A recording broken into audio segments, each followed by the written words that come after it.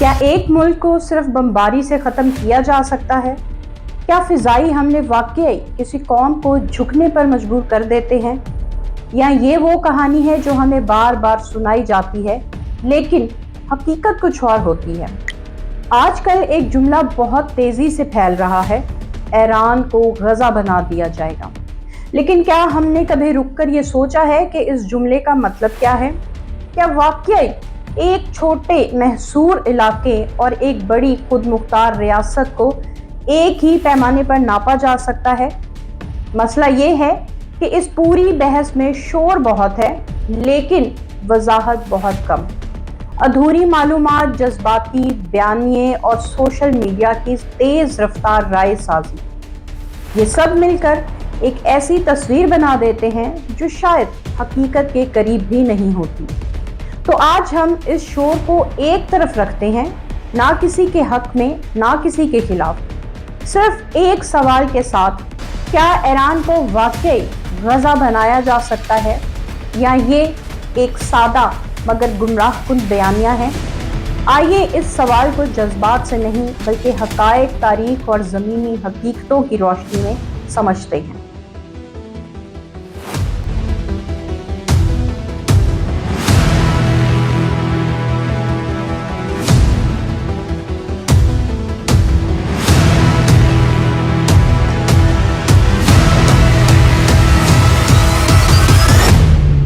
क्या वाकई ईरान को गज़ा बनाया जा सकता है? आइए इस सवाल को सादा नहीं बल्कि दुरुस्त तरीके से समझते हैं। सबसे पहले हमें एक बुनियादी फ़र्क समझना होगा, और यही वो नुक्ता है जहां अक्सर बहस गलत डायरेक्शन में चली जाती है। गज़ा क्या है और ईरान क्या है? गज़ा एक छोटा सा जुग्राफियाई इलाका है। इसकी सरहदें महदूद हैं, वसाइल महदूद हैं, और सबसे अहम बात, वो एक मुकम्मल खुद मुख्तार रियासत नहीं है। वहाँ ना एक बाकायदा नेशनल आर्मी है, ना मुकम्मल खुद मुख्तार फ़ज़ाई या बहरी दफ़ाई निज़ाम, और ना ही ऐसा रियासती ढांचा जो एक बड़े मुल्क की तरह तवील जंग को संभाल सके। इसके बरक्स ईरान को देखें। ईरान सिर्फ एक मुल्क नहीं बल्कि एक मुकम्मल स्टेट सिस्टम है। तकरीबन 8 से 9 करोड़ आबादी, वसी जुग्राफिया जिसमें पहाड़, रेगिस्तान और बड़े शहर शामिल हैं। एक मुनज़्ज़म फौजी निज़ाम मौजूद है। ब्यूरोक्रेसी, इकोनॉमी और रियासती अदारों का एक कंप्लीट स्ट्रक्चर मौजूद है। यानी ईरान एक ऐसा मुल्क है जो ना सिर्फ अपनी सरहदों को प्रोटेक्ट कर सकता है बल्कि तवील अरसे तक जंगी दबाव को बर्दाश्त करने की सलाहियत भी रखता है। यहाँ एक अहम पहलू भी है जिसे अक्सर नज़रअंदाज किया जाता है। गज़ा को कंट्रोल करना जुग्राफियाई लिहाज से निस्बतन आसान है क्योंकि वो एक महदूद इलाका है। लेकिन ईरान का साइज, इसकी पॉपुलेशन और इसके इंटरनल स्ट्रक्चर इसे किसी भी बैरूनी फौज के लिए एक इंतहाई पेचीदा हदफ बना देती है। अब ज़रा एक लम्हे के लिए सोचें, जब लोग कहते हैं कि ईरान को गज़ा बना दिया जाएगा तो वो दरअसल क्या कह रहे होते हैं? वो एक छोटे महदूद वसाइल वाले इलाके का कंपैरिजन एक बड़े मुनज़्ज़म और ख़ुद मुख्तार मुल्क से कर रहे होते हैं। ये बिल्कुल ऐसे ही है जैसे कोई एक शहर और पूरे मुल्क को एक ही पैमाने पर नापने की कोशिश करे, और यही वो बुनियादी गलती है जो पूरे नैरेटिव को वीक बना देती है।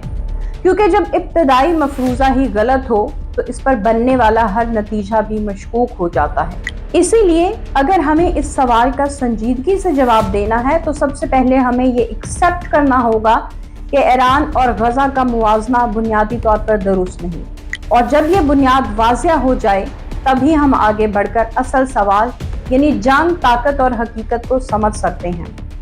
अब आते हैं इस बहस के सबसे अहम हिस्से की तरफ, ईरान की अस्करी ताकत। अक्सर लोग ये समझते हैं कि ईरान एक कमज़ोर मुल्क है जो सिर्फ बयानात देता है, लेकिन हकीकत इससे कहीं ज़्यादा पेचीदा है। मुख्तलिफ आलमी अंदाज़ों के मुताबिक ईरान के पास लाखों की तादाद में एक्टिव आर्मी मौजूद है, और इसके साथ एक बड़ी रिजर्व फोर्स भी है जो किसी भी हंगामी सूरत हाल में एक्टिव की जा सकती है। लेकिन असल ताकत सिर्फ तादाद में नहीं होती, स्ट्रैटेजी में होती है। ईरान ने पिछले कुछ सालों में 2 ऐसी फील्ड्स हैं जिन पर खास तवज्जो दी है, और वो हैं बैलिस्टिक मिसाइल्स और ड्रोन टेक्नोलॉजी। इसी वजह से आज ईरान का मिसाइल प्रोग्राम खतरे के ताकतवर तरीन प्रोग्राम्स में शुमार किया जाता है। इसका मतलब ये है कि वो रवायती जंग की बजाय डिस्टेंस वॉरफेयर यानी फासले से हमला करने की सलाहियत रखता है।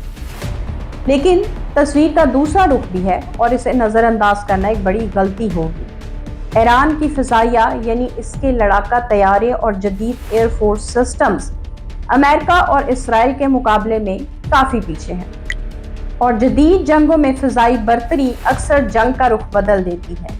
इसीलिए अगर बराह रास्त जंग होती है तो इब्तदाई मरहले में फ़िज़ाई हमलों के ज़रिए ईरान को नुकसान पहुँचने का इम्कान बिल्कुल हकीकी है, और अब ये कोई मफरूज़ा नहीं है बल्कि एक तस्लीम शुदा अस्करी हकीकत है।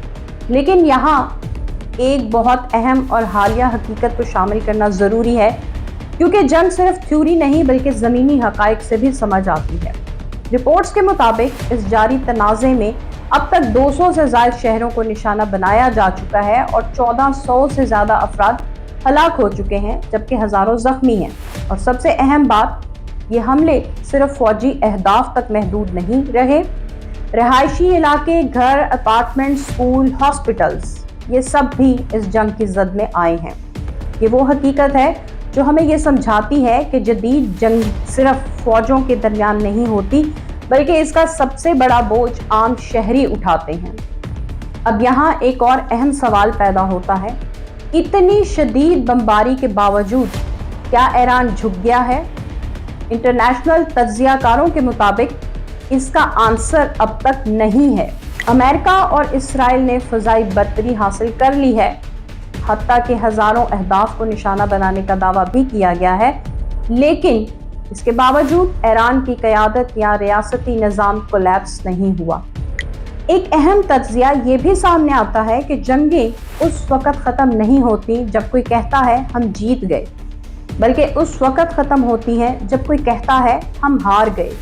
और इस वक़्त तक ऐसा कोई इशारा नज़र नहीं आ रहा कि ईरान हथियार डालने के लिए तैयार है।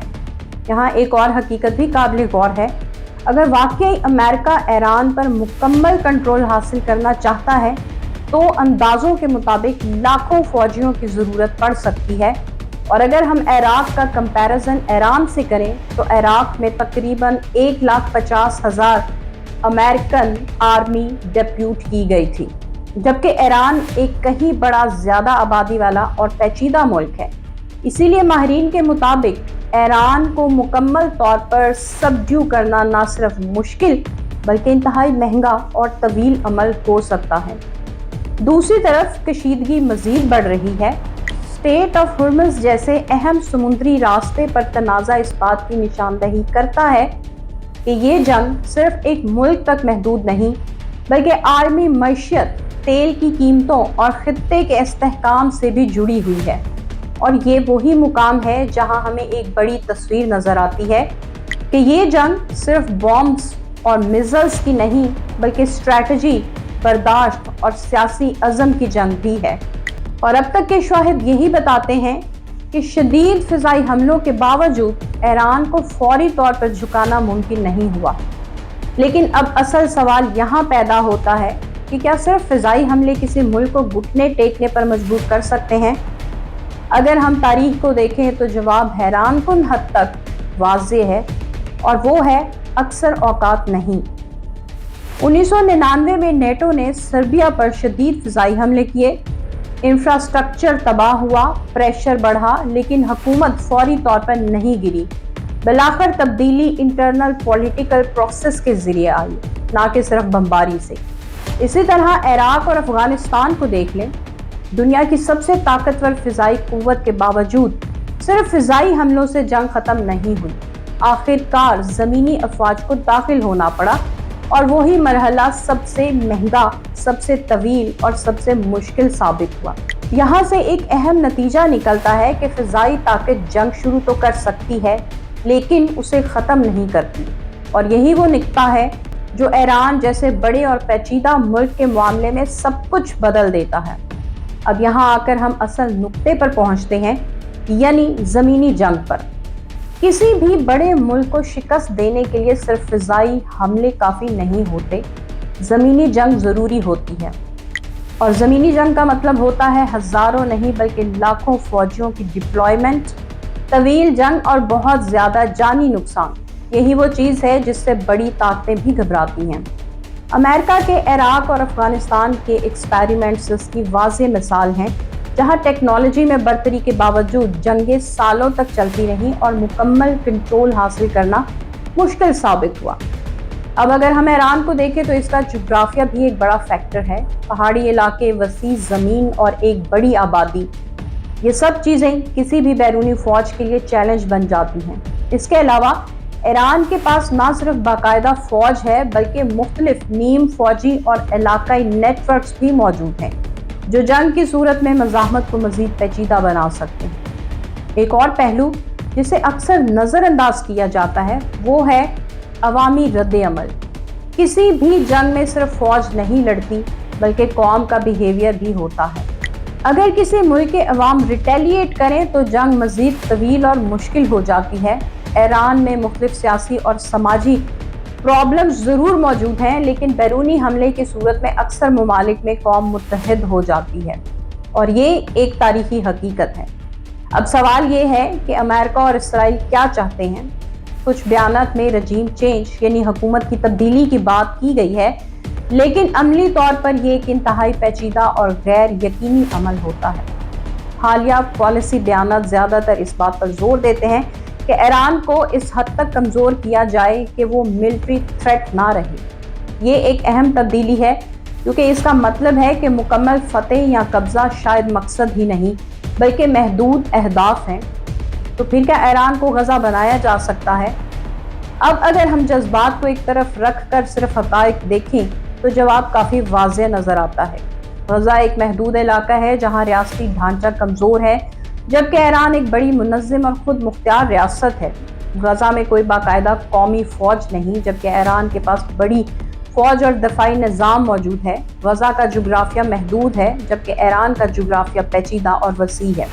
इसीलिए दोनों का मुवाज़ना बुनियादी तौर पर दुरुस्त है। मेरी राय, जो कि मौजूदा हक़ाइक़ और तारीखी मिसालों की बुनियाद पर है, ये है कि ईरान को गज़ा जैसे सूरत हाल में तब्दील करना प्रैक्टिकली बहुत मुश्किल है।